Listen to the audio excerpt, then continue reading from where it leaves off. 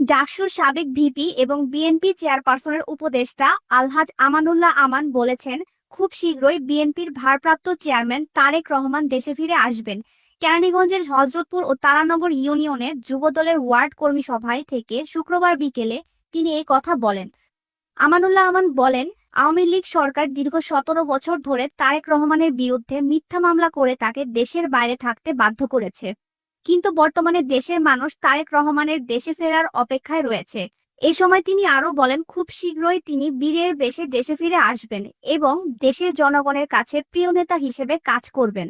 এছাড়া বিএনপির নেতা আমানুল্লাহ আমান দলীয় কর্মীদের ঐক্যবদ্ধ হয়ে কাজ করার আহ্বান জানান এবং যুবদলকে আরও শক্তিশালী ও সংগঠিত করতে অবিরাম প্রচেষ্টা চালানোর তাগিদ দেন। কর্মী সভায় সভাপতিত্ব করেন তারানগর ইউনিয়ন যুব দলের সভাপতি নাদিম আহমেদ, সাধারণ সম্পাদক আরিফুল ইসলাম রাজু। সঞ্চালনায় এ সময় বিশেষ অতিথি হিসেবে উপস্থিত ছিলেন ঢাকা জেলা বিএনপির সাংগঠনিক সম্পাদক ব্যারিস্টার ইরফান ইবনে আমান অমি। আপনাদের প্রত্যেককে চোখ কান খোলা রাখতে হবে, সজাগ থাকতে হবে। যেখানে কোনো ধরনের অন্যায় অবিচার দেখবেন সেখানে প্রতিবাদ করতে হবে। কারণ আমরা কোন দল করি? আমরা শহীদ রাষ্ট্রপতি জিয়া রহমানের দল করি, যিনি রণাঙ্গনের মুক্তিযোদ্ধা, যিনি হচ্ছে স্বাধীনতার ঘোষক, যিনি হচ্ছে বাংলাদেশে মুক্তিযুদ্ধের জন্য অনেক অবদান রেখেছে, তার দল করি।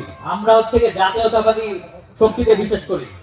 স্বৈরাচার পালাইছে, স্বৈরাচারের লেজ কিন্তু রয়ে গেছে, এটা বুঝেন তো বাবা।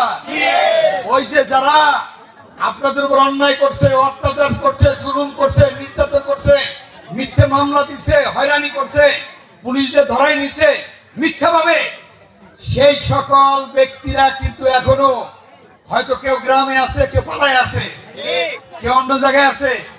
এইগুলি সম্বন্ধে সতর্ক থাকবেন আপনারা। আপনারা সুন্দরভাবে সুশৃঙ্খল ভাবে থেকে আপনারা কাজ এগিয়ে নেবেন, কাজ চালাবেন। এখন থেকে জোটবদ্ধ হবেন,